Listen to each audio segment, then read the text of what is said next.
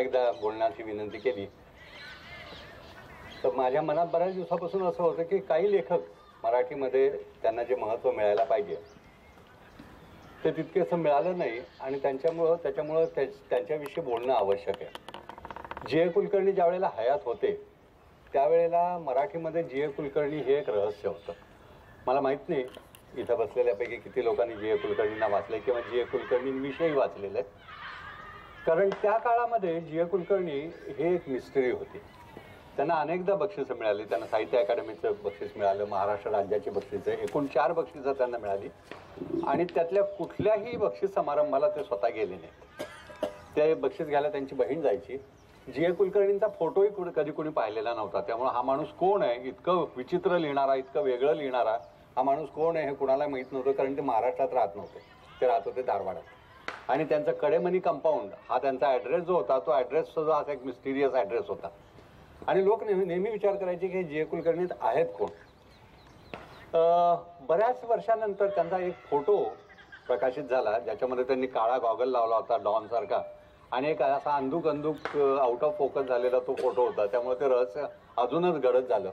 पण जयवंत दळवींनी एकदा जाऊन त्यांना पकडलं की म्हणजे अगदी जिद्दीवर जाऊन त्यांनी धरलं आणि त्याच्यावर एक जो लेख लिहिला त्या लेखामुळं लोकांना जी ए कुलकर्णींविषयीची उत्सुकता अजून जास्त वाढीला लागली. कारण जी ए त्यांच्याशी जे काही वागले ते इतकं विचित्र वागले की दळवी जाऊन बसलेले होते तेव्हा त्यांनी सांगितलं की जी ए घरात नाही आहेत. मग कळलं की ते वर बसलेले आहेत. मग सांगितलं थोड्या वेळाने येतील. आणि हे सगळं होत असताना जो पडदा होता त्याच्या मागे जी ए उभे आहेत हे जयवंत दळवी पाहत होते. म्हणजे त्यांचे बूट त्यांना दिसत होते. आणि मग नंतर त्यांना बराच वेळ बसवून ठेवून जी ए दरिता आले.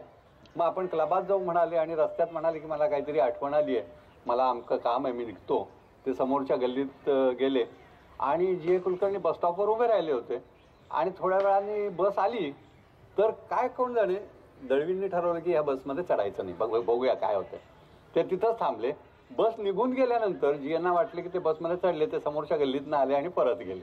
म्हणजे दळवींना त्यांनी सरळ टाळलं. आता ही मजेदार गंमत आहे. म्हणजे ही पर्सनॅलिटी काहीतरी विचित्र पर्सनॅलिटी होती, याच्यात काही शंका नाही. तर तो माणूस किती गंडांना तोंड देत होता याची आपल्याला कल्पना नाही. पण त्यांचं लेखन वाचताना लक्षात येतं की हा माणूस सामान्य नव्हता, काहीतरी विचित्र माणूस होता. त्या माणसाची सेन्सिबिलिटी वेगळी होती. त्या माणसाची जगाचा अनुभव घेण्याची पद्धती वेगळी होती. आणि म्हणून त्यांचं लिखाण जे होतं ते इतकं वेगळं होतं की ते लोकांना पचायला जड गेलं. त्यावेळेला समीक्षकांनी ते डोक्यावर घेतलं आणि त्यामुळे लोकांनी ते छान आहे असं म्हटलं. पण जी ए गेले आणि जी एनचं लिखाण आहे त्यांच्याबरोबर जवळजवळ गेलं. कारण ते लिखाण इतकं अस्वस्थ करणारं, इतकं त्रास देणारं आहे की जी एनचं इस्किलार जर वाचलं तर रमलखुणा जे पुस्तक आहे ह्याच्यामध्ये 2 दीर्घ कथा आहेत. त्यांना कादंबऱ्या म्हणता येणार नाहीत. त्या जरी 70-80 पानाच्या असल्या तरी त्यांना कादंबऱ्या म्हणता येणार नाहीत, कारण त्या एकसूत्री आहेत. त्यामुळे त्यांना दीर्घ कथा म्हणणं जास्त योग्य ठरेल. तर इस्किलार कथा वाचल्यानंतर रात्री झोप येणं अवघड आहे. इतकी ती अस्वस्थ करणारी कथा आहे. मुद्दाम वाचा. की महान वाङ्मय कसं असतं, महान वाङ्मय कसं तुम्हाला हादरवून टाकतं ते जर बघायचं असेल तर त्याच्यासाठी ह्या रमलखुणा किंवा जी एनचं दुसरं साहित्य जे आहे ते वाचणं अतिशय आवश्यक आहे. म्हणजे मनोरंजनासाठी वाचणं वेगळं आणि खरंच आयुष्याला असं समोर उघडं नागणं पाहण्यासाठी वाचणं त्याच्यातला जो फरक आहे तो बघायचा असेल तर जी ए आणि दुसरे लेखक वाचावेत. आपण त्याच्याविषयी बोलूया. मला असं वाटलं की सुरुवातीला मी थोडीशी जी एनची ओळख देऊन मग या पुस्तकाविषयी बोलेल. तर त्यांच्या कथांना त्यावेळेला रूपक कथा असं नाव दिलं गेलं होतं. आता खरं म्हटलं तर रूपक कथा, आता इथं सगळी तरुण माणसं आहेत पण जी माझ्या बरोबरची माणसं आहेत त्यांना आठवत असेल की आपण शाळेत असताना वि स खांडेकरांच्या रूपक कथा असायच्या. आणि वि स खांडेकरांची रूपक कथा कशी असायची की आकाशात एक पांढरा ढग वर चाललेला होता, आणखीन एक काळा ढग वरनं खाली येत होता. पांढरा ढग खुशीत होता कारण तो स्वर्गाकडे चालला होता आणि काळा ढग गडगडत खाली येत होता. आणि मग त्या दोघांचं हे झालं. पांढरा ढग स्वतःवर खुश होता स्वतःच्या रूपावर, काळ्या ढगाला तो हसला. पण स्वर्गात पोचल्यानंतर त्याला कळलं की जी जागा होती, ज्या जागेसाठी तो चालला होता ती जागा नुकतीच भरली गेली. तर तो विचारतो की म्हणजे कुणाला मिळाली ती जागा. तर देव सांगतात की आत्ताच पृथ्वीवर ज्यांनी हे करण्यासाठी स्वतःचं जीवनदान दिलं त्या काळ्या ढगाला मिळाली. अशा तऱ्हेच्या रूपकथा अतिशय थोड्याशा बाळबोध फारच सोप्या साध्या अशा तऱ्हेच्या, किंवा चकोर आणि चातक, की चकोर आणि चातक एकमेकाशी भांडतात कारण चकोराला चांदणं हवं असतं, चातकाला पाऊस हवा असतो. त्याला वाटतं पाऊस यावा, ह्याला वाटतं चांदणं पडावं, आणि मग त्यांची मारामारी होते, दोघंही मरतात, आणि मग चांदणंही येतं आणखीन पाऊसही येतो. अशा तऱ्हेच्या कथा त्या रूपकथा असायच्या. जी ए कुलकर्णींच्या कथांना रूपकथा म्हणणं म्हणजे जी ए कुलकर्णींच्या कथेचा अपमान आहे. मला असं वाटतं की त्याला मिथक कथाच म्हणायला पाहिजे. मिथ्यकथा नाही म्हणणार मी, कारण मिथ्यकथा एक माणूस लिहित नाही. मिथ्यकथा म्हणजे मायथॉलॉजी. मायथॉलॉजी हे एका माणसाचं क्रिएशन नसतं. मायथॉलॉजी हा काही कुणी माणूस म्हणजे कुणीतरी रामायण, आपण म्हणतो की वाल्मिकींनी रामायण लिहिलं किंवा व्यासांनी महाभारत लिहिलं, पण ती निर्मिती एका माणसाची असू शकत नाही. ती एक कित्येक पिढ्यांची निर्मिती असते, त्याच्यामध्ये भर पडत गेलेली असते. तर त्यामुळं मिथ्यकथा ज्या असतात त्या कलेक्टिव्हली लिहिलेल्या असतात, त्या सामूहिकरित्या लिहिल्या गेलेल्या असतात किंवा सांगितल्या गेलेल्या असतात, लिहिल्या गेलेल्याच नसतात. त्यामुळं त्याला मिथ्यकथा म्हणता येणार नाही.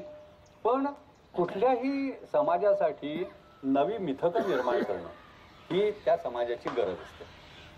अमेरिकन समाज का भरकटला किंवा बिटनिक्स किंवा किंवा हिपी कल्चर त्या तिथं का आलं? कारण अमेरिकन समाजाकडे स्वतःची मायथॉलॉजी नव्हती, स्वतःच्या मिथ्स नव्हत्या. आणि मग त्या तिथं मिथ्स कुठल्या निर्माण झाल्या? एल्विस प्रिस्ले ही तिथली मिथ्स झाली, किंवा किंवा कोका कोला ही तिथली मिथ्स झाली, किंवा त्यांच्यासाठी कोका कोला ही मिथ आहे, किंवा अशा ज्या हे आहेत, किंवा तो हा कोण पॉप सिंगर तो मायकेल जॅक्सन, ही अमेरिकन मिथ आहे. अशा मिथ्सवरच त्यांना जगावं लागलं. तर मिथ निर्माण करण्याची जी ताकद असते, अशी ताकद असलेले प्रतिभावंत फार कमी असतात. आणि मला असं वाटतं की जी ए कुलकर्णी हा अशा प्रतिभावंतांमधला माणूस होता की जो नवी मिथकं निर्माण करू शकत होता, नव्या मिथ्स निर्माण करू शकत होता. आणि अशी ताकद पिढ्यानपिढ्यांमध्ये एखाद्या लेखकामध्ये असते. सगळे लेखक हे करू शकत नाहीत. तर त्यामुळं मी त्यांच्या कथेला मिथ्यक कथा किंवा मिथक कथा म्हणेन, कारण अशा कथांच्या अर्थघटनासाठी वेगवेगळ्या लेव्हलवर तुम्हाला जावं लागतं. म्हणजे यास्क हा जो माणूस आहे, यास्काचा पिरियड नक्की काय हे आपल्याला माहीत नाही, पण कदाचित 5वं-6वं शतक ख्रिस्तपूर्व हा त्याचा शतक हे असू शकेल. काही जण त्याला 7व्या शतकामध्ये सुद्धा ठेवतात. आणि त्याचं निरुक्त हे एक अतिशय महत्त्वाचं पुस्तक समजलं जातं, कारण असं वाटतंय की इसवी सन पूर्व 7व्या शतकापर्यंत वैदिक संस्कृत जवळजवळ विसरलं गेलं होतं. वैदिक संस्कृत, आपण जे संस्कृत शिकतो ते वैदिक संस्कृत नाही, आपण शिकतो ते क्लासिकल संस्कृत आहे. हे कालिदासाचं संस्कृत आहे, गुप्त काळातलं संस्कृत आहे.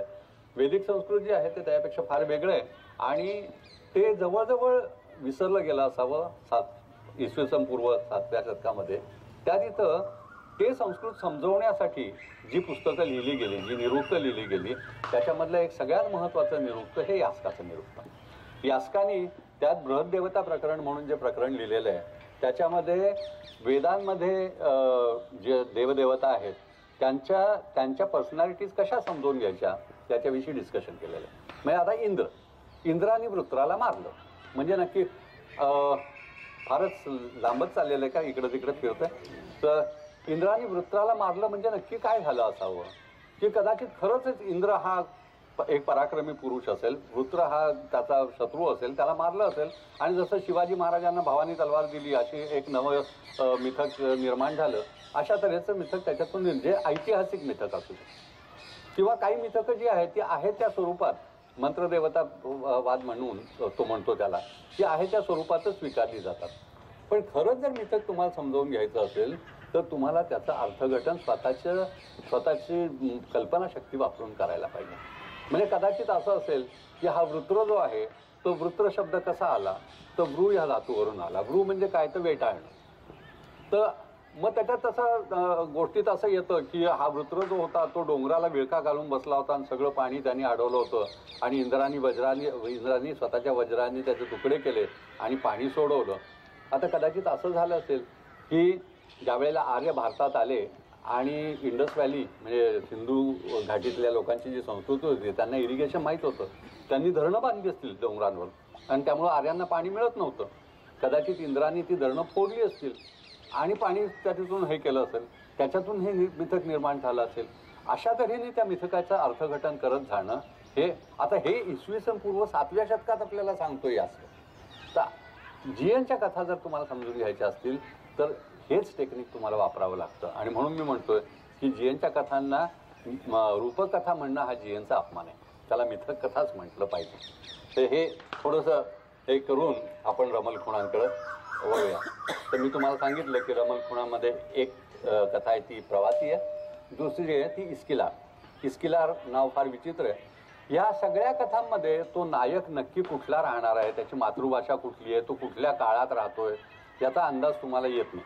म्हणजे कधी कधी हिंदी सिनेमे असतात की नाही, धर्मवीर नावाचा एक पिक्चर होता तुम्हाला जितेंद्र आणखीन याचा धर्मेंद्र, तो ते कुठल्या काळात चाललंय आपल्याला कळतच नाही. त्याच्या बोटही येते, घोडेही येतात, आणखी काहीही येऊ शकतं तशात ॲपरंटली तसं. पण खऱ्या अर्थाने ज्याला टाइमलेसनेस म्हणतात ना, किंवा किंवा नेव्हरलँड म्हणतात ना, की जी जमीन कुठं आहे, जो प्रदेश कुठं आहे याचा तुम्हाला अंदाज येत नाही, हा काळ कुठला आहे याचा तुम्हाला अंदाज येत नाही, कारण स्थलकालाच्या बंधनाच्या पलीकडच्या या कथा आहेत. या कथांची ग्रॅव्हिटी अशी विचित्र आहे की स्थलकालाच्या बंधनामुळं त्या कथा अडकवून चालणारच नाही. आणि त्यामुळं तो माणूस जरी मराठी बोलत असला तरी ती कथा वाचताना तुम्हाला सतत जाणवत राहतंय की हे भारतात घडत नाहीये, भारताच्या बाहेर कुठंतरी घडतंय, कुठंतरी मध्य पूर्वेमध्ये घडत असावं असं वाटतं, कदाचित टर्कीमध्ये, कदाचित अफगाणिस्तानमध्ये किंवा याच्या असं काहीतरी फिलिंग त्याच्यामध्ये येत राहतं. भाषा मात्र मराठी वापरली जाते आणि एक विचित्र मराठी वापरली जाते. दुसरं त्याच्यामध्ये एक जबरदस्त हे म्हणजे की त्याला एक विचित्र व्हिज्युअलिटी असते, ज्याला दृक्प्रत्यय म्हणतो ना आपण, की जीएनची कथा तुम्हाला दिसत जाते, नुसती कळत नाही, ती दिसते. म्हणजे बालकवींविषयी जे आपण म्हणायचो की भिंत खचली कलथून खांब गेला, जुनी पडकी उद्ध्वस्त धर्मशाला, तुमच्या डोळ्यासमोर ते चित्र उभं राहतं. किंवा आईला तटावर पहिलं तटावर हिरवाळी घेऊन निळा सावळा झरा वाहतो आणि बेटा बेटा पायवाट तया पांढरी तयातून आडवी तिडवी पडे, तुमच्या डोळ्यासमोर अख्खच्या अख्खं ते दृश्य जे उभं राहतं, असं दृश्य उभं करायची ताकद मला वाटतं मराठी लेखकांकडे कमी आहे. मराठी लेखक महान आहेत, मला मराठी लेखकांविषयी काहीही म्हणायचं नाही आहे, त्यांच्या महानतेविषयी कुठेही मला कॉमेंट करायची नाही आहे. पण प्रत्येक लेखनाची स्वतःची बलस्थानं असतात आणि स्वतःची विकनेसेस असतात. मराठी लेखकांकडे मला असं वाटतं की ती व्हिज्युअलिटी कमी आहे. इवन तेंडुलकरांसारखा एवढा मोठा नाटककार, पण तेंडुलकरांच्या नाटकांना व्हिज्युअलिटी कमी. किंवा खांडेकरांच्या कादंबरीमध्ये तुम्हाला व्हिज्युअल अनुभव येत नाही, तर ते सगळे शाब्दिक अनुभव असतात, शब्दांची खेळ जास्ती असतात. जी ए कुलकर्णी ते कादंबरी उघडली की तुमच्या समोर असा तो पट उलगडायला लागतो, तुम्हाला सगळं ते दिसायला लागतं. त्यांच्या ज्या प्रतिमा आहेत त्या प्रतिमा इतक्या दृश्य प्रतिमा आहेत, त्याला एक दृक्प्रत्यय इतका जबरदस्त आहे की ती कादंबरी तुम्ही पाहत जाता, जसं एखादा हे बघत असावा, सिनेमा बघत असावा, असा अनुभव त्यांच्या कादंबरी वाचताना तुम्हाला येत असतो. तर मी आता ते कथा तुम्हाला थोडक्यात सांगतो आणि त्याच्यातल्या काही एक्सर्प्ट मी तुम्हाला वाचून दाखवतो. मी जे म्हटलं की जी व्हिज्युअलिटी त्यांच्या याला आहे, ही कादंबरी उघडतेच कशी. मागं सरोजिनीबाईंनी मराठी कादंबरी आणि बंगाली कादंबरी याची एक कंपॅरिझन त्यांच्या एका खूप जुन्या 20-25 वर्षापूर्वीच्या लेखनात केली होती. आणि त्या बोलतानाही मला म्हणायला होतं की तुला असं नाही का वाटत की हरिनारायण आपटे हे जरी आपल्याला फार आदरणीय वाटत असले तरी आपट्यांना कादंबरी समजलेली नाही. जी कादंबरी शरदचंद्रांना समजली आहे, म्हणजे शरदचंद्र पहिल्या पानातच तुम्हाला असे वेढून घेतात, पहिल्या पानातच तुम्हाला ते असे घेरून घेतात. हरिनारायण आपटे आता आपण असं करूया, आपला नायक कुठं चाललाय ते बघूया, असं करत करत ते तुम्हाला बऱ्याच हे करून तुम्ही 10-12 पानं वाचता, त्याच्यानंतर कुठे थोडं तुम्ही त्या कादंबरीमध्ये हळूहळू शिरायला लागता. जी ए कुलकर्णी कादंबरीमध्ये कसा म्हणजे ठाय म्हणतात की लोक म्हणतात ना की भीमसेन जोशी सूर लावतात, म्हणजे असा खटकन त्या तिथं सूर लावतात. जी ए कुलकर्णीचा सूर असा खणखणीत सूर लागतो पहिल्या सेकंदालाच. आता या कादंबरीची प्रवासी यातली मला वाटतं इस्किलार जास्त चांगली आहे, पण इस्किलार खूप मोठी आहे आणि फारच कॉम्प्लेक्स आहे, म्हणून मी प्रवासी घेतलेली आहे. मावळायला आलेल्या सूर्याच्या सोन्यानं भरलेल्या नदीच्या संथ पाण्यातून मागं पंखाप्रमाणे रेषा उमटवत नाव किनाऱ्याला लागले. नाविकानं वल्ल वाळत ऋतून ती थांबवली. बाणासारखा ताठ उंच नाविक नावेचाच एक जिवंत भाग असल्यामुळं नाव सहज बलवत होता. त्याच्या हालचालीतील ताबेदार सामर्थ्याकडे पाहत असताना प्रवाशाला फार कौतुक वाटत होतं. प्रवासी किनाऱ्यावर उतरला. त्यानं समोर निरखून पाहिलं. भोवतालच्या गर्द झाडीत एक अस्पष्ट पाऊलवाट दुर्बल सर्पाप्रमाणे वर सरकली होती. पूर्ण अंधार व्हायच्या आत आपण तिथं पोचलंच पाहिजे या निश्चयानं त्यानं पाऊल उचललं आणि तो आत शिरला. झाडांची दाटी वाढू लागली. अंधाराची गिजबीज होत असल्यामुळं रातकिड्यांचा आवाज उमटू लागला. थोडं अंतर गेल्यावर अद्याप आपल्याला किती जायचंय हे पाहण्यासाठी त्यानं समोर पाहिलं तेव्हा भीतीनं तो जवळजवळ कोसळलाच. समोरील झाडाच्या गर्दीत एक अजस्त्र डोळा त्याच्याकडे निश्चलपणे पाहत होता. पण नंतर त्याची भिंती विरली आणि त्याला हायचं वाटलं. मंदिराच्या शिखरावर चारही दिशांना दूरवर पाहण्यासाठी कोरलेल्या विशाल डोळ्यांपैकी तो एक डोळा होता. आता इथं हे लँडस्केपच इतकं विचित्र आहे की तुम्हाला तुमच्या रोजच्या आयुष्याचे रेफरन्सेस सगळे त्यांनी मागे ठेवायला भाग पाडलं. तुमच्या एक्झिस्टिंग लाईफचे रेफरन्सेस यायचं त्यांनी सरळ छाटून टाकले आणि तुम्हाला एका वेगळ्या जगात नेऊन एकदम त्या तिथे ठेवून टाकलं. आता तुम्हाला तिथं सोडून दिलेलं आहे. म्हणजे तो प्रवासी जितका असहाय्य आहे तितकंच तुम्ही आता असहाय्य झालेला आहात त्या तिथे. असं एक विचित्र.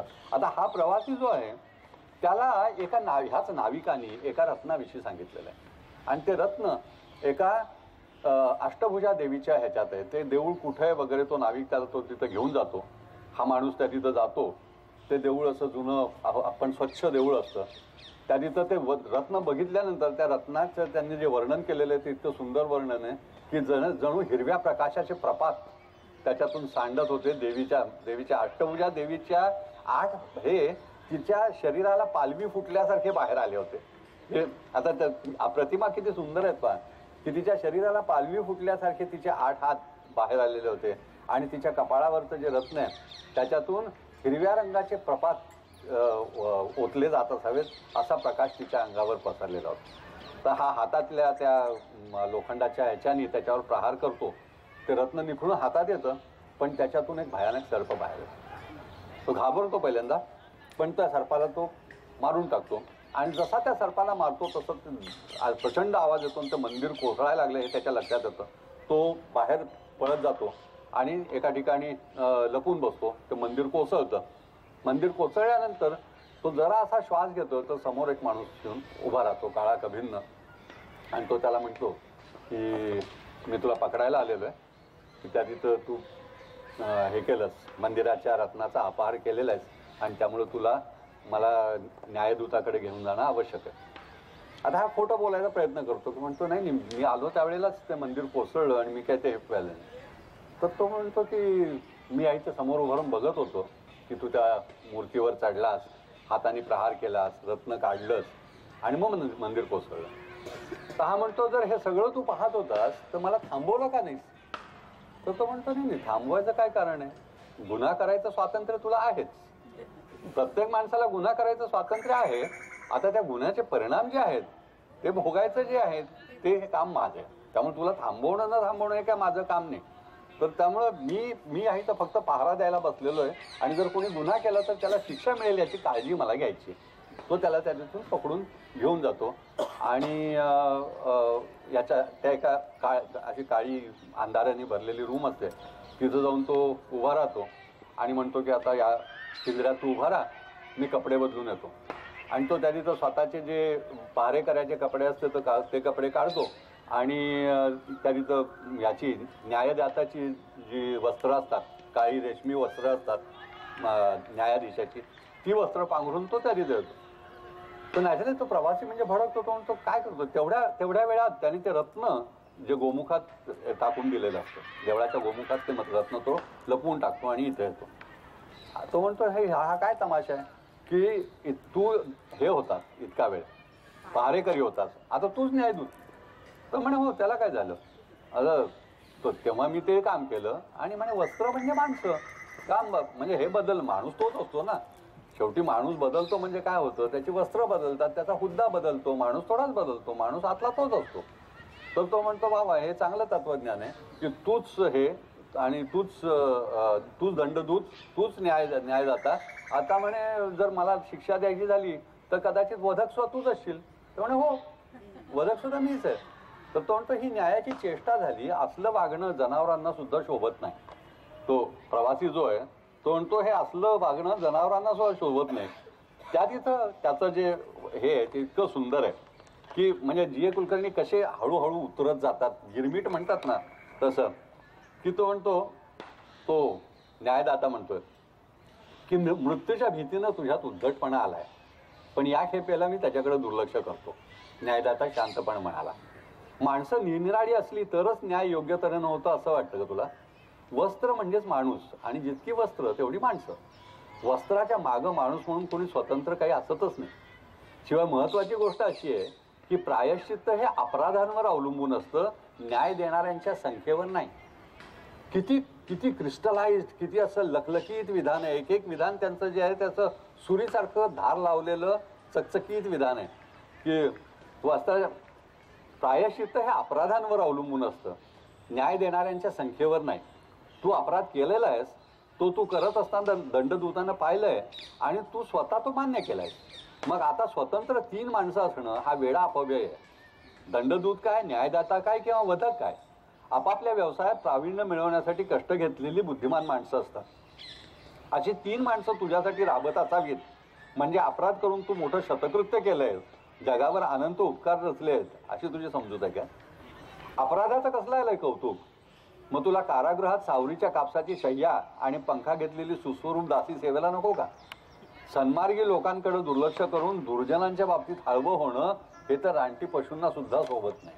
आजच्या सिच्युएशनवर ह्याच्यापेक्षा चांगलं भाष्य मला नाही वाटत कोणी दुसरं कोणी करू शकेल. अतिशय असं नेमकं भाष्य आहे त्याच्यावरचं. आणि त्या तिथं तो न्यायदाता जो आहे ते त्याचे हात बांधतो मागे आणि त्याला त्या ह्याच्याकडे घेऊन जातो, वधस्तंभाकडे घेऊन जातो. तिथं त्याच्या लक्षात येतं की आपल्या हाताची दोरी थोडीशी सैल झालेली. आणि तो प्रवासी जो आहे तो अतिशय मजबूत, अतिशय धाडसी, आणि तो स्वतःविषयी बोलताना असा म्हणतो की परशूच्या एका घावात घोड्याचं मुंडकं तोडलेलं आहे मी, माझ्या नादाला लागू नका, असं तो एकाला धमकी देताना तो बोलतो. असा मजबूत माणूस आहे तो. आणि तो त्या तिथं आणि कणखर आहे, हिंमतवाला आहे, म्हणून तर तिथं जाऊन एवढं मोठं धाडस त्यांनी केलेलं आहे या जंगलातून जाऊन. तर त्या तिथं जाऊन जेव्हा तो ह्याच्यावर घाव घालणार असतो, त्याचा वर्णनही अतिशय सुंदर आहे की तो परशू उचलतो आणि तो असा म्हणजे धनुष्याचा हे वाकल्यासारखा वागतो आणि त्याच्या हातातला परशू चंद्रकोरीसारखा चमकतो. आणि त्याच वेळेला ह्याच्या लक्षात येतं की आपल्या हाताची दोरी सुटली. तो त्याचे पाय धरून त्याला उलटा टाकतो आणि त्याच्या हातातला परशू घेऊन त्याच्याच डोक्यात घालतो आणि धावत सुटतो. आणि मग त्या लक्षात येतं की रत्न गोमुखात राहिलेलं आहे. तो तिथं पोचतो आणि अतिशय म्हणजे सगळ्या स्वतःचं अस्तित्वच पणाला लावलं असल्यासारखं असं त्यांनी त्याचं वर्णन केलेलं आहे. तो त्या ह्याच्यात हात घालतो गोमुखात आणि ते रत्न तिथं अजूनही असतं. ते रत्न तो घेतो, याच्यात बांधतो त्याच्या कमरपट्ट्यात आणि तिथून धावत सुटतो. रात्रभर धावत सुटल्यानंतर बरेच तासन तास धावल्यानंतर त्याच्या लक्षात येतं तो जातो, होडी तिथं असते, नाविक नसतो. ती होडी घेतो, तो क्रॉस करतो आणि त्या जंगलातून जाताना 2 तासांनी आता त्याला अतिशय भूक लागलेली आहे, खूप थकवा आलेला आहे, काहीतरी खायला मिळालं तर बरं, कुठलं गाव दिसलं तर बरं, अशा ह्याच्यात तो पुढं चाललेला आहे. आणि धावत धावत त्याला लांब प्रकाश दिसतो. तिथं पोचल्यानंतर त्याच्या लक्षात असतं की तो प्रकाश एका चितेचा आहे आणि एक अतिशय म्हातारा बैरागी त्या चितेजवळ बसलेला आहे. त्या तिथं जाऊन कोसळतो. आता दुसरा काही इलाजही नसतो. तो म्हणतो की काही खायला मिळेल का? तो बैरागी म्हणतो अगदी वेळेवर आलास, आत्ताच म्हणे मी हे गोळे भाजायला ठेवलेले आहेत. त्या चितेवर गोळे भाजायला ठेवलेले असतात पिठाचे, म्हणजे थोड्या वेळात ते भाजून होतीलच आणि मग आपण 2 जण जेवूया. तर त्याला थोडंसं असं उचमळल्यासारखं होतं. तर तो बैरागी म्हणतो की याचा अर्थ तुला पुरेशी भूक लागलेली नाही आहे. की जर खरी भूक लागलेली असली तर तुला असं व्हायचं काही कारण नाही आहे. तुला म्हणजे अजून भूक म्हणजे काय हे माहीतच नाही असं दिसतंय. मला एकदा मी 18 दिवस एक तपश्चर्या केली होती आणि त्याच्यानंतर मी बाहेर जेव्हा आलो त्यावेळेला समोर दिसणारी पानं मुंग्यांसकट मी खाऊन टाकली होती. त्याला भूक म्हणतात. असा तो त्याच्याशी हे करत असतो. आणि हा त्या तिथं थकलेला असतो, बसतो त्या तिथे की थोडा वेळ आराम करू आणि पुढे जाऊ असं तो ठरवतो. तर बैरागी सांगतो की बघ, इतक्या थकल्यानंतर झोपणं वाईट, कारण आता जर तू झोपलास तर उद्या सकाळी तू पोचू शकणार नाहीस कुठे, कारण तू थकलेला आहेस आणि मग कधी उठशील कोणाला ठाऊक. तर तुला जागा ठेवायसाठी मी तुला काही गोष्टी सांगतो आणि त्या गोष्टी खूप गोष्टी आहेत. मी तुम्हाला एक दोन फक्त त्याच्यातली हे देतो. तर त्यातली एक गोष्ट त्याला अशी सांगतो की बघ म्हणे एक शिळा होती अतिशय सुंदर आणि ती स्वतःच्या रूपावर इतकी खुश झाली होती की तलावात स्वतःचं प्रतिबिंब बघत असताना तिचा बाप म्हणजे डोंगर त्या तिथं आला तर तिचं लक्षच नव्हतं. मग डोंगराने तिला शाप दिला की तू स्त्री होशील, एक सुंदर स्त्री म्हणून तुला जन्म घ्यावा लागेल आणि जोपर्यंत एका महापुरुषाचं हे तुला लागत नाही तोपर्यंत तू पुन्हा शिळा होणार नाहीस. तर मग ती स्त्री होते आणि मग तिला ते सगळे स्त्री म्हणजे माणसाचे विकार, माणसाची सुखदुःख भोगावी लागतात. त्याच्यातून गेल्यानंतर शेवटी एका महापुरुषाचे पाय तिला लागतात आणि ती हे होते आणि मग सगळ्या शिळा ज्या आहेत ते जल्लोष करतात. पण तो हा तिला सांगतो, तिचा बाप तिला सांगतो डोंगर की बघ तू माणसांच्यात राहून आलेली आहेस, म्हणजे हे तुझ्यामुळे एक पाप झालेलं आहे. तर त्यामुळे तुला जिथं पवित्र स्थानी एका पडून राहावं लागेल, जिथं सगळी पापी माणसं येतील आणि त्यांची संगत भोगावी लागेल, अशी 100 वर्ष संगत भोगल्यानंतर तू परत खऱ्या अर्थाने शिळा होशील. तर तो म्हणतो ही गोष्ट वेगळी अशी नाही आहे. तो म्हणतो नाही, ती जी तू ऐकलीस ती माणसाने सांगितलेली गोष्ट आहे. ही जी आहे ती एका शिळेच्या अंगावर टिंबांनी रेगांनी लिहून ठेवलेली होती, ही वेगळी गोष्ट आहे. तर अशा तो सगळ्या गोष्टी की एका हिम प्रदेशात राहणाऱ्या एका दयाळू माणसाची गोष्ट तो सांगतो की जो स्वतःच्या आईबापांना कावडीत घेऊन फिरत असतो आणि ते आईबाप सांगत असतात की बाबा आम्हाला तू असं छळू नकोस, आम्हाला त्रास होतो, आम्हाला मरू दे. तर तो त्यांना मरू देत नसतो आणि घेऊन फिरत असतो सगळीकडे. आणि त्यामुळं एका ठिकाणी तो एका दुष्काळी प्रदेशात पोचतो त्यांना घेऊन आणि तिथं त्या लोकांना असं वाटतं की हा अन्न घेऊन आलेला आहे आणि ही अशी याला मरणासन्न झालेली माणसं बघितल्यानंतर ते त्यालाही मारतात आणि त्या यांनाही मारतात. तर तो म्हणे बघ उन्हाळ्यातला धर्म हिवाळ्यात वापरायचा प्रयत्न केला की असं होतं. म्हणजे हे जी फ्रेझॉलॉजीच आहेत ना की म्हणजे त्याची चूक काय झाली, त्याने उन्हाळ्यातली एथिक्स हिवाळ्यात वापरली, त्यामुळं म्हणे त्याला मरावं लागलं. अशा त्यांच्या एकामागोमाग बऱ्याच कथा तो बैरागी त्यांना सांगत राहतो. आणि ऑब्व्हियसली प्रत्येक गोष्ट जी आहे तर तो म्हणतो तू आहेस कोण, पण तो प्रवासी आहे. म्हणजे परशु घेऊन प्रवासाला नाही म्हणजे काय म्हणतो आपण यात्रिक आहे. तर तो म्हणतो परशु घेऊन यात्रेला निघालास. तर म्हणे तू जर त्रिशूल घेऊन हे करत असशील, तपश्चर्या करत असेल तर मला परशु घेऊन यात्रेला जायला काय हरकत आहे. म्हणजे ठीक आहे काय हरकत नाही आहे, पण म्हणे जर तू दिसत नाही आहेस यात्रिकासारखा तर आज जाऊन तू कपडे बदलायचे असतील तर बदल, माझ्या ह्याच्यात कपडे आहेत. आणि आता जर भूक लागली असेल तर गोळे खा. आणि म्हणे तू अगदी योग्य माणूस आहेस, कारण हे माझ्या बायकोच्याच, ही चिता माझ्या बायकोची चिता आहे, तिने आयुष्यभर म्हणे लोकांना सुख दिलं. आता तू गोळे खाल्लेस तर मरताना सुद्धा दुसऱ्याला सुख दिलं तर तिला समाधान मिळेल. तर म्हणजे ब्लॅक ह्युमर त्यांच्यात नाही असं तू म्हणालीस, पण भयानक ब्लॅक ह्युमर आहे. जी ए कुलकर्णींच्या सगळ्या ह्याच्यामध्ये विचित्र ह्युमर आहे आणि तो असा म्हणजे गळ्याशी येणारा ह्युमर आहे. तर आयुष्यभर दुसऱ्याला सुख देत ती जगली तर तिच्या चितेवर भाजलेले गोळे खाल्ल्याचं सुख तुला मिळू दे असं. तर आज सगळे वेगळे वेगळे कपडे ठेवलेले असतात, त्यातले तो यात्रिकाचे कपडे उचलतो आणि पुढे जातो. पुढे गेल्यानंतर असंच दुसऱ्या ठिकाणी रात्र तर काय संपलेली नसते, एका ठिकाणी दुसरीकडं उजेड दिसतो आणि तिथं तो पोचतो. तर तिथे एक अगदी असा मरणासन्न झालेला माणूस बसलेला असतो आणि हा त्या तिथं जातो आशेने. तर तो म्हणतो तुझ्याकडे काही खायला आहे का, तो बसलेला माणूस विचारतो. हा म्हणतो मीच आशेने आलो होतो की तुमच्याकडे काहीतरी खायला मिळेल आणि तुम्हीच मला विचारताय. तर म्हणे खरं म्हटलं तर काही दिवसापूर्वी मी तुला देऊ शकलो असतो, कारण मी एक कवी आहे आणि आजूबाजूच्या गावातली माणसं त्यांच्या कुठल्याही चांगल्या किंवा वाईट घटनांवर ते माझ्याकडनं कवनं रचून घेतात. म्हणजे कुणाचं लग्न झालं, कुणी काही मिळवलं, कुणी पराक्रम गाजवला, मग ते इथे येतात, मी त्यांच्या सुखदुःखांवर कवनं करून देतो आणि मग ते मला खायला भरपूर देतात. त्यामुळे तसं आत्तापर्यंत काही प्रॉब्लेम नव्हतं, पण गेल्या बरेच दिवसात काही घडलेलं दिसत नाही, त्यामुळं माझ्याकडे काही खायला नाही आहे. हा गप्प बसतो. तर तो त्याला म्हणतो की मी तुझा शतशः धन्यवाद, शतशः आभारी आहे. तो माणूस म्हणतो कवी.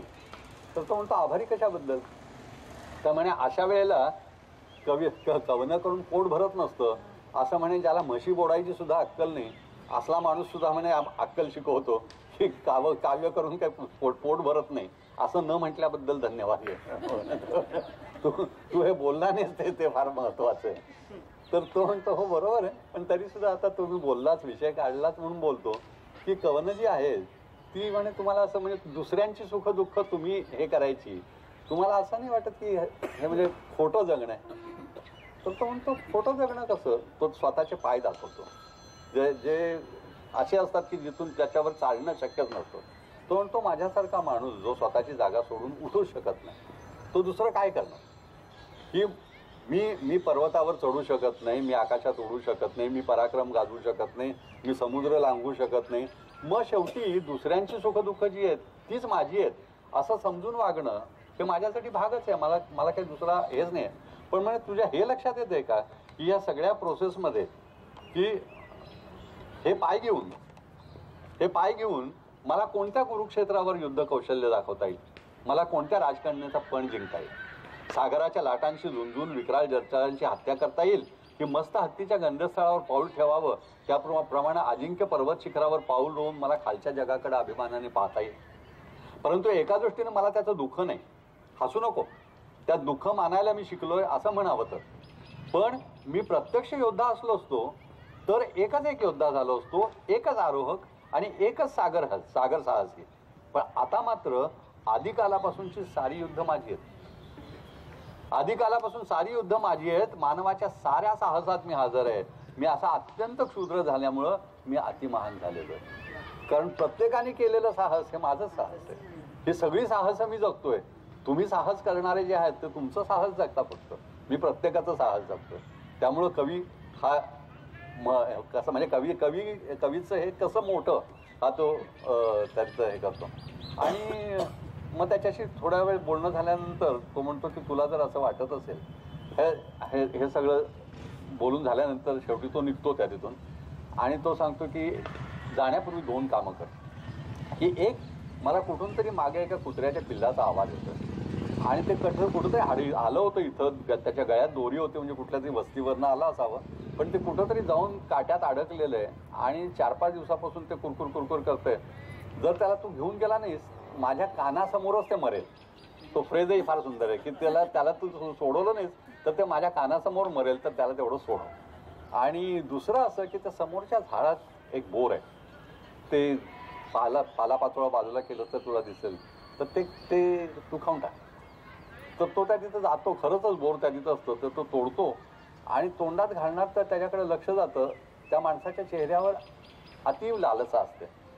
तर त्याला जाणवतं की ते बोर खरं तर त्याला हवं. तो त्याला बोर देतो, तो पटकन तोंडात टाकतो आणि त्या कुत्र्याला तो घेऊन येतो. त्या कुत्र्याच्या गळ्यात दोरी असते. तर हा थोडासा हसतो. तर तो म्हणतो, तू का हसलास मला कळलं की माझ्या चेहऱ्यावर जी लालसा दिसली त्याच्यावर तू हसलास. पण या इथं तुला काय वाटतं की आजूबाजूच्या गावात गेल्या कित्येक दिवसात काही घडलंच नाहीये? म्हणजे बरंच काही घडलं असेल, पण आता माझी कवनं त्यांना नकोशी वाटायला लागली आहेत. आणि त्याचं कारण जरासं विचित्र आहे. असं म्हणून तो अंगावरच्या चिंध्या बाजूला करतो, तर त्याच्या संपूर्ण अंगावर डोळे असतात आणि अनेक रांगा असतात डोळ्यांच्या, आणि त्याला एकदम असं कसं तरी होतं त्या सगळे डोळे पाहून. तर तो म्हणतो, घाबरू नकोस, आता ह्यातल्या वरच्या 2 रांगात जिवंत आहेत, बाकीच्या सगळ्या विझत गेल्यात. आता पूर्वी जे मला दिसत होतं ते सगळं दिसत नाही, आणि त्यामुळं माझ्या कवनांना जे सौंदर्य तेव्हा होतं ते आता राहिलेलं नाही. म्हणून ती माणसं आता येईनाशी झाली आहेत. गावात बरंच काही घडतंय, पण ते आता इथे येत नाहीत आणि म्हणून मी उपाशी आहे. तर तो म्हणतो की मग मी असं करतो, गावात जाऊन तुमच्यासाठी काहीतरी घेऊन येतो. म्हणतो तसं नको करू, कारण कधीतरी का विना हे संपायचं होतं, आणि ते असं दरिद्र्यासारखं संपवायच्या ऐवजी त्या बोरासाठी मी लालचावलो ही गोष्ट खरी आहे, पण आता मी त्याच्यातून सावरलोय. आता जसं जायचं तसं, हे शेवटची स्किनच आहे, ती स्किन आता हे करू दे.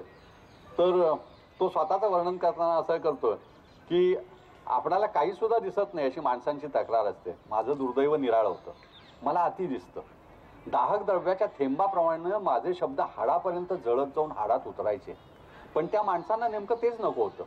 पृष्ठभागावर ओरखडा न उठवता सळदिशी सरकणारा नटवा सुबक आनंद, किंचित ओलसरपणा निर्माण करून क्षणात पुन्हा हवेत वाफ होऊन जाणारं आटोपशीर समजूतदार दुःख त्यांना हवं होतं. आटोपशीर समजूतदार दुःख त्यांना हवं होतं. त्यांची वेळ, त्यांची भूक केवळ चुरमुरे बत्ताशाची होती. आता माझ्याकडे बघ, म्हणजे तुला माझं दुःख समजेल. म्हणून तो ते डोळे त्याला दाखवतो आणि त्याला सांगतो की तू आता जा, आता मला मरू दे. म्हणजे कारण शेवटी असं आहे की जर कवी म्हणजे माझं जे अस्तित्व आहे ते माझी कविता हेच माझं अस्तित्व आहे. जर कविता राहिली नाही तर मी जगून काय करणार आहे. माझं गाणं हेच माझं खरं अस्तित्व आहे. तर तू मला मरू दे, तू जा पुढे. पण फक्त एक लक्षात ठेव की तुझ्या हातात ते कुत्र्याची दोरी आहे ना, मोठ्या दोरीत लहान दोरी असतेच. मोठ्या दोरीत लहान दोरी असतेच. त्यामुळं पण लहान दोरीत मोठी दोरी नसते. लहान दोरी गळफास लावायला कामाला येईल, पण मोठी दोरी कदाचित प्रियेच्या सज्जात चढण्यासाठी सुद्धा कामाला येईल. तेव्हा ती दोरी तोडू नकोस. तर असं तो त्याला सांगतो आणि तो पुढे निघून जातो. पुढे गेल्यानंतर एका ठिकाणी म्हणजे पुन्हा तो खूप थकलेला आहे आणि एक अतिशय रसरशीत फळ त्याला दिसतं. ते उचलून तो तोंडात घालतो आणि ते इतकं कडूझार असतं की तो थुंकून टाकतो आणि जीभ पुसायला लागतो. तर एका कोपऱ्यात एका बाजूने आवाज येतो की या भागात तू नवा दिसतोयस, कारण हे फळ इतकं कडूझार असतं की त्याला जनावरं सुद्धा तोंड लावत नाही. तू ते उचललंस त्याचा अर्थ हे फळ तू पूर्वी पाहिलेलं नव्हतं. तर त्याचं लक्ष जातं. एक माणूस उभा असतो आणि त्याच्या कमरेला एक अशी जाड पण आखूड अशी एक सुरी लावलेली असते. तर तो म्हणतो, तुम्ही इथं कसे या जंगलात? तर म्हणे हे जंगल दाट आहे त्यामुळे तुझ्या लक्षात आलं नसेल, या झाडीच्या मागं माझा वाडा आहे. तर तो त्याला विचारतो की मला तिथं काही खायला मिळू शकेल का? तर तो म्हणतो अर्थात, काय पाहिजे तुला? तुला हरणाचं मांस, मोराचं मांस, म्हणजे तू म्हणशील ते तुला खायला मिळू शकेल, चल माझ्याबरोबर. तो जातो आणि खरंच एक प्रचंड वाडा त्या तिथं असतं. ते कुत्रं त्याच्याबरोबर घेऊन तो चालत असतो. तिथं गेल्यानंतर करकर करकर दार उघडतं. तेव्हा त्याच्या लक्षात येतं की तो माणूस आंधळा आहे. तर तो त्याला विचारतो की तुम्ही आंधळे असून इतक्या आरामात कशी फिरताय? तर तो म्हणतो डोळ्याची जरूर नसतेच माणसाला, की एक गात्र गेलं तर दुसरं गात्र अतिशय सामर्थ्यवान होत जातं. तशी माझी दुसरी गात्र अंतर्गात्र जास्त सामर्थ्यवान झालेली आहेत. डोळा हा युसलेस आहे असं मला आता खात्री पटलेली आहे. तर तो त्याला सांगत सांगत आत शिरतो आणि हा प्रवासी जो आहे तो ते कुत्रं दाराशी ठेवतो, तिथंच गुंतवतो असं दाराशी आणि आत जातो. तो म्हणतो दरवाजा लोटून घे. आत गेल्यानंतर तो त्याला सांगतो की बघ, माझ्या गुरूंनी मला हे ज्ञान दिलं की डोळा हा युसलेस अवयव आहे, त्याची माणसाला जरूर नाही आहे. आणि त्यामुळं माझा असा छंद आहे की असे सापडलेले जे प्रवासी आहेत त्यांचे डोळे काढायचे. आत्तापर्यंत 99 लोकांचे डोळे मी काढले. ती 99 माणसं इथंच तळघरात राहतात. 100वा माणूस तुझ्यासारखा आलेला आहे आणि मग तू वेगळा माणूस आहे. ते तुझ्या आवाजावरनं, तुझ्या बोलायच्या ह्याच्यावरनं, तुझे प्रश्न विचारले त्याच्यावरनं माझ्या लक्षात आलं. आय एम सो लकी की तुझ्यासारखी 100वी शिकार मला मिळालेली आहे. तर तू जीवन तयार राहा, मी तोपर्यंत आता तयारी करतो. तर तो म्हणतो की नाही, मला नाही हे करायचं. मग मी तुला मारून टाकेन. तर मग तो दिवे लावतो आणि त्याच्या लक्षात येतं की सगळे आतमध्ये आरसेच असतात. त्याच्या पायाला जाणवलेलं असतं गुळगुळीत, पण त्याला कळत नाही काय. आणि त्याच्यातून बाहेर पडायला कुठेही जागा नसते. त्याची अनेक प्रतिबिंब त्याला दिसत असतात. तर तो म्हणतो, हे बघ, इथून कसं बाहेर निघायचं हे फक्त मला माहिती आहे, दुसऱ्या कोणालाच माहिती नाही. आणि माणसाची प्रत्येक भावना मला त्याच्या श्वासातून सुद्धा समजते.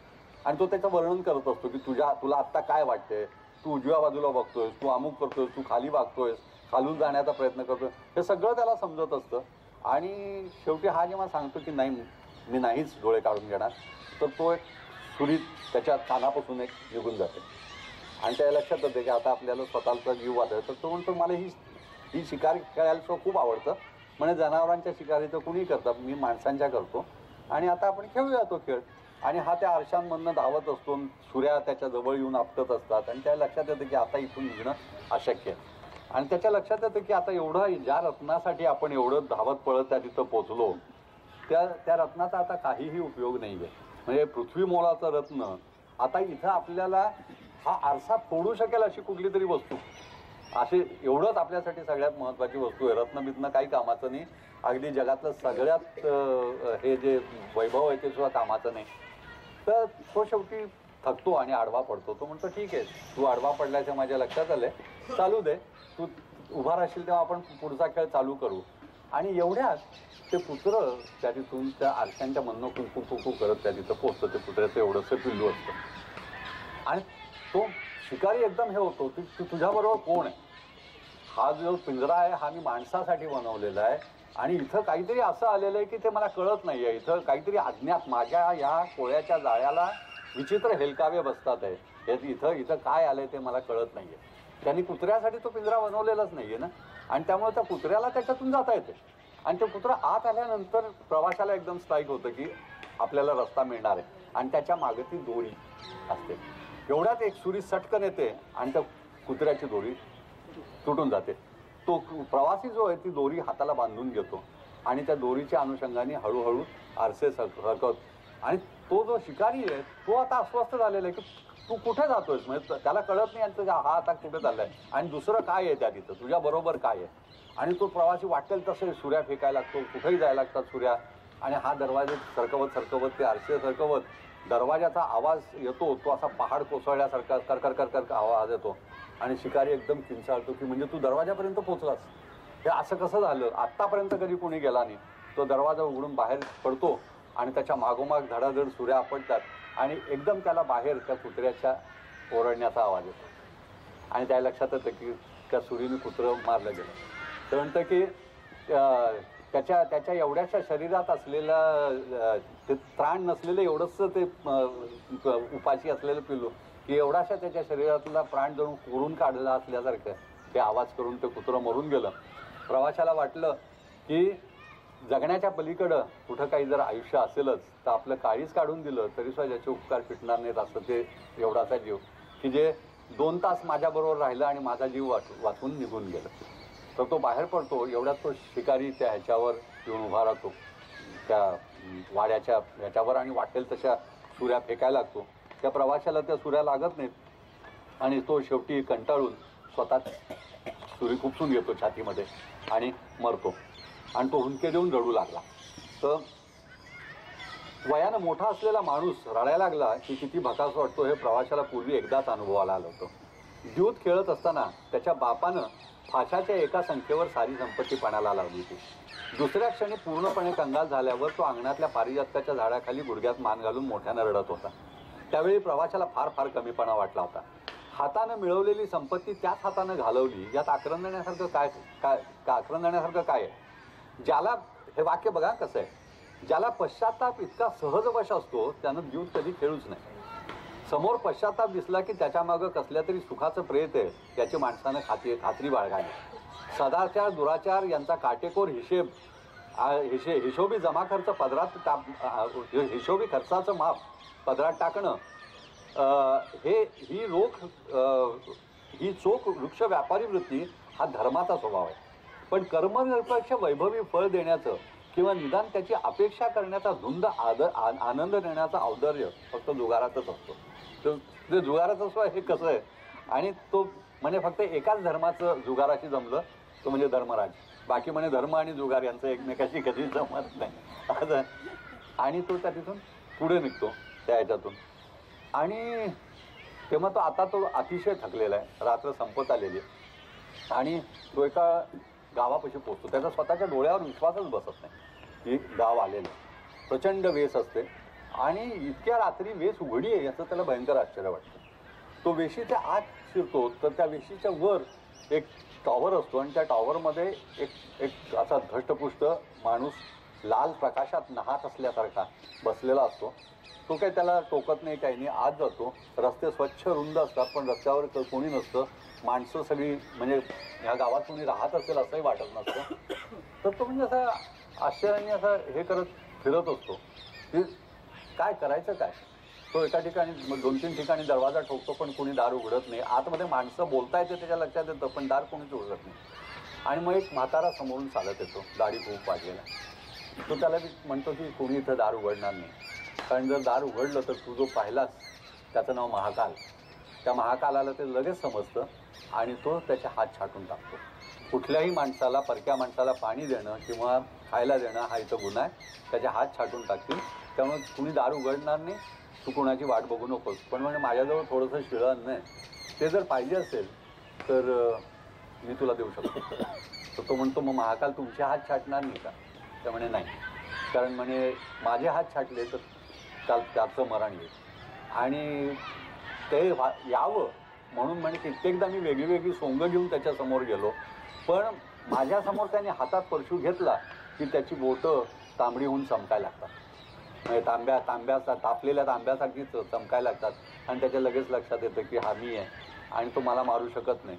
तर त्यामुळं मी प्रयत्न करूनही त्याला काही करू शकत नाही. तर मी अन्न दिलं तर काय चालेल. तो त्याला अन्न देतो आणि मग सांगायला लागतो. तर तो म्हणतो ह्याचा अर्थ असा आहे का की इथल्या माणसांना बाहेर जाण्याचं काही हेच नाही. तर तो म्हणतो नाही, फक्त एकच आहे की जर जो दुसऱ्या दरवाजावरचा पारेकरी आहे त्याचं नाव आकाश, त्याला रत्नांचा भयंकर शौक आहे आणि त्याला जर कुठलं अमूल्य रत्न कोणी दिलं तर तो त्याला जाऊ देतो. तर असं, किंवा दुसरं असं की आलेल्या प्रवाशासाठी जर इथल्या कुठल्या माणसाने जर आत्मबलिदान करायचं जर हे दिली तर तो जाऊ देतो. मागे एकदा असं झालं होतं की एक पक्षी विकणारा माणूस इथं आला आणि एका वेड्या मुलीने सगळे पक्षी सोडून द्यायच्या अटीवर स्वतःचा जीव त्याच्यासाठी दिला होता. असा एक माणूस इथून सुटलेला आहे, बाकी इथून कधी कुणी सुटलेला नाही. तर तो म्हणतो अच्छा अकालाकडं रत्न दाखवतं हे, तर माझ्याकडे एक रत्न आहे. तो म्हणतो वेडेपणा करू नकोस, नारळा एवढी रत्न घेऊन गेलेली आहेत माणसं त्याच्याकडं, तरीसुद्धा त्यांनी त्यांना सोडलेलं नाही. त्याला कुठलं रत्न हवं आहे माहीत नाही, पण ते नाही तर पण तो म्हणतो पाहतं खरं, म्हणून तो त्या कमरपट्ट्यातलं रत्न बाहेर काढतो आणि हिरवा सूर्य उगवल्यासारखा प्रकाश जो येतो त्याच्यामुळं आजूबाजूच्या घरांची दारं फटफट उघडली जातात. आणि तो म्हातारा म्हणतो की ह्या रत्नाच्या जोरावर तर एक माणूस काय एक अख्खं कुटुंब बाहेर जाऊ शकतं. ते म्हटल्याबरोबर ज्या घराच्या पडवीत ते बसलेले असतात त्या घराचं दार उघडतं आणि तिथली दोन भाऊ बाहेर येऊन त्याला खेचून आत घेऊन जातात. हा भुकेला असतो त्यामुळे जरा गाफील असतो, पण तो लगेच परशू काढतो आणि त्यांना सांगतो की मी ते सांगितलं ना की एका गावाने घोड्याचं मुंडकं तोडलेलं आहे, मी तुम्हाला दोघांना एका मिनिटात ते करेन, माझ्या अंगाला हात लावू नका. तर ते सांगतात नाही नाही आम्ही तुम्हाला अपाय करत नाही आहे, फक्त जर असं आहेच, असं रत्न तुमच्याकडं आहे आणि ते म्हणतात की अख्ख्या कुटुंबालाही मिळेल तर आम्हालाही तुमच्याबरोबर येऊ द्या. आणि मग त्याच्यावर चर्चा, आता तो म्हाताराही त्याच्या मागोमाग आत येतो आणि मग ती चर्चा चालू होती. ती चर्चा खूप लांब आहे, मी ती लांबवत नाही. त्याच्यात माणुसकी याच्यावर खूपच हे आहे. त्यातलं एक उदाहरण फक्त देतो. त्या चर्चा फार फार सुरेख आहेत, अतिशय सुंदर पाहिजेलेल्या आहेत. की त्यातलं उदाहरण असं की शेवटी त्यातला जो मोठा मुलगा आहे तो त्या म्हाताऱ्या बापाला म्हणतो की पुण्यात तो हा जो म्हातारा असतो ज्याने अन्न दिलेलं असतं तो त्याला म्हणतो की ठीक आहे तुम्ही सगळेजण बाहेर जाल, पण त्याला घरात घेतल्याचं ते तर हे आहेच, तो गुन्हा तुम्ही केलेलाच आहे, त्यामुळं कुणाला तरी जीव द्यावाच लागेल. एकाचा कुणाचा तरी हे जीव जाईल आणि एका कुणाचा तरी हात छाटला जाईल. तर सगळेजण हे करायला लागतात आणि मोठा मुलगा शेवटी बापाला म्हणतो की आता म्हणजे तुमचं वय झालेलं आहे आणि हे झालेलं आहे तर तुम्ही कुटुंबासाठी हा त्याग का करत नाही. आणि मग बाप संतापतो आणि तो म्हणतो की इथं मी म्हणे कंगाल जरी असलो तरी बाहेर माझी किती संपत्ती आहे तुम्हाला माहिती आहे, तुम्हाला बाहेर कोण विचारेल, मी गेल्याशिवाय तू कसं चालेल. मग धाकट्या मुलाला ती वहिनी म्हणते की हा कसा निगरगट्ट आणि हे त्यांनी का जीव देईल. मग तो तिला म्हणतो की तू आणि तुझी पोरं काय कामाची आहात, हे सगळं त्यांचे हे चाललेलं असतं. आणि शेवटी त्यांची एक बहीण जी असते वेडी बहीण ती वारलेली असते जिने त्या पक्षीवाल्याला सोडवलेलं असतं, तिचं मूल त्या इथं थोडं बाहेर ते एकदम त्यांच्या डोळे चमकायला लागतात की अरे आपल्याला आधीच का नाही सुचलं, हे हा कधी कामाला येणार आहे, नाहीतरी आपल्या डोक्यावर हे ओझच आहे, तर म्हणे आपण ह्याला देऊन टाकू आणि आपण सगळे सुटू त्याच्यावर. तर मुलगा म्हणतो बरोबर, पण आता हे त्याला घरात घेतल्याचं पाप झालं, म्हणजे जीव देण्यासाठी हा झाला, हात कुणाचा तोडायचा. मग तो म्हातारा म्हणतो अशा वेळेला अनुभव कामाला येतो. ही असा नियम नाही आहे की जीव देणारा आणि हात तोडणारे वेगळे वेगळे असायला पाहिजे. आधी त्याचा हात तोडला जाईल नंतर जीव दिला जाईल. मग हे सगळेजण म्हणतात की तुमच्या बुद्धीचा आणि अनुभवाचा असाच फायदा आम्हाला मिळत राहो, तुमचे आशीर्वाद आम्हाला असेच लाभत राहोत. आम्ही म्हणे मगाशी काहीतरी जोशात येऊन विचित्रासारखं बोललो, आम्हाला क्षमा करा. मग बापाच्याही डोळ्यात पाणी येतं, तो त्यांना मिठ्या मारतो. हे इतक्या विचित्र तऱ्हेने हे सगळं रंगवलेलं आहे की तुम्हाला आपले पाय लटपटायला लागतात की माणसं अशी वागतात हे आपण पाहिलेलं असतं, पण त्याचं इतकं विदारक आणि इतकं असं भटभटीत स्वरूप असं ज्या वेळेला जे समोर ठेवतात ना त्यावेळेला तुम्हाला कानफटात मारल्यासारखं वाटायला लागतं की असं आपला स्वार्थीपणाच आपल्यासमोर इतकं प्रचंड रूप घेऊन उभा राहिलं आहे की काय, असं हे व्हायला लागतं. आणि मग तो म्हातारा शेवटी म्हणतो तू वेडेपणा करतोय, तू जा. तर मग तो त्याला बाहेर घेऊन येतो. ती माणसं तयारी करायला लागतात निघायची, त्यांना तर खात्रीच असते की आता आपली सुटका यायतून होणार आहे. आणि तो बाहेर येऊन उभा असतो. तर मग तो अगदी असा त्याला असं वाटतं की आपण एखादं सुंदर हे उघडावं आणि ते आळ्यानी बुजबुजलेलं ते अन्न निघावं, तशी त्याला आता आता म्हणजे त्याची जगायची इच्छाच संपते. असं वाटतं की ह्या जगात म्हणजे बाहेर जाऊन सुद्धा आपल्याच जगात जगायचं आहे ना, जगायचं कशासाठी. तसं अगदी वैतागून बाहेर येतो, तर एवढ्यात ते जे वेडसर मूल असतं ते त्याच्याजवळ येतं आणि त्याला एक फळ देतं. तर तो म्हणतो की बघ, ह्या एका क्षणासाठी मी जगायला आणि मरायला तयार आहे. की मी जे जगलो, मला आयुष्यात कधीच कुणी निरपेक्षपणे काहीही दिलेलं नाही. मी मारत मरतच जगलेलो आहे. पहिल्यांदा मला कोणीतरी काहीतरी निरपेक्षपणे दिलेलं आहे. या क्षणाची आठवण करून मी मरायला तयार आहे. आणि तो बाहेर जाऊन उभा राहतो. तो म्हाताराही त्याच्या जवळ जाऊन त्याला समजावत असतो. म्हणतो बघ ते, मग तो त्याला सांगत असतो की ही माणसं ते रत्न घेऊन निघतात, मग परत येतात. अहो म्हणजे तुम्ही चला ना. तर तो म्हणतो नाही, आता मला बाहेर जायची इच्छा नाही, तुम्ही जा. तर हा म्हातारा म्हणतो की तू बाहेर जाशील अशी मला खरंच आशा होती, कारण तुझ्यात जे तेज मला दिसतंय, तुझं हे. तर म्हणे ह्या राक्षसांना मारण्याचा एकच उपाय, आणि तो उपाय म्हणजे इथून जंगलामध्ये एक अष्टभुजा देवीचं देऊळ, तिच्या कपाळावर एक मणी आहे. तो मणी जर काढला तर त्याच्यातून एक सर्प बाहेर येईल आणि त्या सर्पदंशाने ह्या अकालाचा मृत्यू होईल. असं भविष्य वर्तवलेलं आहे. कधीतरी कोणीतरी येईल, त्याला मी हे सांगेल, तो जाऊन तो मणी काढेल आणि तो साप मोकळा होईल, या आशेवर मी जगतोय. आणि पण ते नाही होणार. असं आता तू जाशील असं वाटलं तर तू काय जायला तयार नाही. तो एकदम उठून उभा राहतो. तो म्हणतो का तुला ते मंदिर माहिती आहे? तो म्हणतो नाही. म्हणता तो इतका म्हणजे असा पश्चातापात इतका होरपळतो की आता ह्याचं काय उत्तर द्यायचं. तो म्हणतो नाही मला माहीत नाही. पण म्हणे हे सगळं तुम्हाला कसं माहिती? तर म्हणे माझ्याशिवाय हे कुणाला माहीत असणार, कारण ही दोन्ही माझी मुलं आहेत. ही दोन्ही माझीच मुलं आहेत. मी ह्या गावाचा राजा होतो, इथं रत्नांचे दीप जळत होते, आणि ह्यांना जन्म दिल्यापासून ह्या सगळ्या ह्याची पळती चालू झालेली आहे. ती माणसं अशी याच्यावर जाऊन, आणि आता त्यांना मारण्यासाठी मला उपाय माहिती आहेत, पण ते मी करू शकत नाही, कारण ते त्यांच्या लक्षात येतात. तर आता तो हा यायला लागलाय, सकाळ व्हायला आली, आणि तो महाकाल तिकडून येताना दिसतोय मला. आता पुढं जे काही होईल ते बघण्याची माझी ताकद नाही. मी जातो, कारण तू जिथं उभा आहेस तोच ते थंडीला हे तुला माहीत नाही. हे जे डाग तुला दिसतात आहे ना, हे आधी मारलेल्या लोकांच्या रक्ताचेच डाग आहेत. आता मी निघतो. तर तो निघून जातो त्या तिथून, आणि महाकालच्या तिथं येऊन उभा राहतो. तर हा त्याच्या पुढचं वाचायलाच पाहिजे, ते सांगता येणं शक्य नाही आहे. तर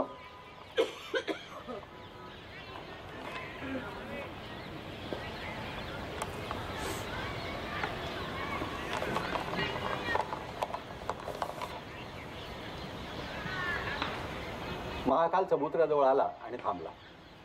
मी तुझीच वाट पाहत उभा आहे, प्रवासी शांतपणे म्हणाला. मग ती विलक्षण विस्मयाची गोष्ट आहे. माझी वाट पाहत कोणी थांबत नाही, महाकाल म्हणाला. कोसळलेला देवदार उतरणीवरनं खाली येत असल्याप्रमाणे त्याचा आवाज होता. तो प्रतिमा कशा विचित्र वापरतो हा माणूस, की कोसळलेला देवदार गडगडत येताना जसा आवाज येईल तसा आवाज होता त्याचा. की या अंत्यक्षणी माझी एकच याचना आहे, ती मान्य करण्याची दया दाखव. प्रभासी त्याला म्हणतोय, माझी एकच याचना आहे, ती मान्य करण्याची दया दाखव. मला दया दाखव असं म्हणणं म्हणजे दया दाखवायला मी स्वतंत्र आहे अशी समजूत करून घेणार. तसा समज करून घेऊ नकोस. या परशुला ज्याप्रमाणे जास्त सदय किंवा जास्त कठोर होण्याचं स्वातंत्र्य नाही, त्याचप्रमाणे मलाही नाही. मी कोणाच्या तरी हातातला परशुच आहे. पण तुझी याचना काय ते तरी सांग. मला स्वतःला मृत्यूची भीती वाटत नाही, प्रवासी म्हणाला. पण या निष्पाप मुलाला तुला जे काही करायचं आहे ते माझा शिरच्छेद झाल्यानंतर कर. ते माझ्या डोळ्यासमोर नको. हे मान्य करणं तर अगदी सोपं आहे, किंचित हसत महाकाल म्हणाला. मी तुला तसं वचन देतो. आता माझा परशु मला परत दे. आता माझा परशु मला परत दे. तुझा परशु म्हणजे काय? प्रवाशानं चमकून विचारलं. म्हणजे मला तू इतक्या जवळून देखील ओळखला नाहीस तर, महाकाल म्हणाला. त्यानं चेहऱ्यावरलं झळकतं लालसर वस्त्र बाजूला केलं, तेव्हा प्रवासाला परशु उगारलेल्या वधकाचा चेहरा लक्षात आला. म्हणजे तू इथं देखील आहेस? स्तंभितून प्रवासी म्हणाला. मी इथंच नाही तर सर्वत्रच आहे. म्हणजे जे अनिवार्यच होतं ते टाळण्याचा वेडा प्रयत्न मी केला म्हणायचा. प्रवासी उद्वेगानं उद्गारला. हेच असं शेवटी होणार हे जर मला माहीत असतं तर माझा सारा जंजाळ तरी मी स्वीकारला नसता. जीव टांगणीला लावून रान तुडवलं नसतं. अपरात्री मागं सतत पाहत कानोसा घेत प्रवास केला नसता, इथं येऊन अकारण या मुलाच्या यातनेला जबाबदार ठरलो नसतो. विशेष म्हणजे माणसांच्या खऱ्या मलिन भीषण दर्शनाच्या प्रायश्चित्तात सापडलो नसतो. हे पहा, असल्या गोष्टींबद्दल तुझा शोक व्यर्थ आहे. महाकाल म्हणाला, माणसाच्या आयुष्यात मृत्यूचा क्षण ज्याप्रमाणे अचल निश्चित असतो, त्याप्रमाणे ज्ञानाचा क्षण देखील तसाच स्थिर असतो. तो मागं पुढं सरकू शकत नाही. बहुतेक माणसांच्या आयुष्यात हा ज्ञानाचा क्षण कधीच येत नाही आणि ती समाधानानं जगतात आणि सुखाने मारतात. ती एका अर्थानं भाग्यवान असतात. तुझ्या बाबतीत मृत्यू आणि ज्ञान याचे क्षण एकत्र येत असले तर तेही भाग्यच आहे, नाही का? हे कसलं भाग्य आलंय? प्रवाशानं विषादानं विचारलं. या ज्ञानाचा कोणालाच, मला देखील काही लाभ नाही. तसा इतरत्र भाग्यवान तसा खरा भाग्यवान कोटीतून एखादाच जन्मतो. त्याला ज्ञान प्राप्त होतं आणि त्यानंतर मृत्यूच्या क्षणापर्यंत त्याला काही आयुष्य लाभतं आणि त्या अवधीत तो इतर सर्व जणांना मार्गदर्शन करू शकतो. त्याला भाग्य म्हणायचं. अजूनही तुला भ्रांतच आहे. पुन्हा हसून महाकाल म्हणाला, अरे हे कसलं आलंय मार्गदर्शन? काठावर उभं राहून वेगवान सामर्थ्यशाली प्रवाहाला मार्गदर्शन करण्याचा तो एक वेडा प्रयत्न असतो. आणखीन एखाद दुसरा माणूस धडपडत तीराला लागेल इतकंच, पण प्रवाह मात्र आपल्याच निश्चित अनिवार्य गतीनं वाहत राहतो. तेच भाग्य तुला भोगता यावं म्हणून तर मी तुझी हत्या केली नाही. तुझ्या हाताची दोरी सैल झाली आहे याची काय मला कल्पना नव्हती का? की तुझा पाठलाग करणं मला अशक्य होतं. रात्र अंघोळभर सरण्याच्या आतच माझ्या दूतांनी तुला माझ्यासमोर आणून तत्काळ उभं केलं असतं. पण ज्याला तू भ्रमानं भाग्य समजतोस ते मृत्यूपेक्षाही कठीण शिक्षा तुझ्या ललाटी होती. ज्ञान मिळाल्यानंतरही तसल्या जगात तसल्या माणसात असहाय्यपणे राहावं लागणं ही तुझी परमभाग्याची कल्पना. एकदा प्राप्त झालेलं ज्ञान विसरण्याची किमया कुणाजवळ नसते. त्याचप्रमाणे मनासारखं जग बदलण्याची दंडात शक्ती नाही. काही काळानं तुझ्याजवळ नाही. त्याचप्रमाणे मनासारखं जग बदलण्याची दंडात शक्ती नाही.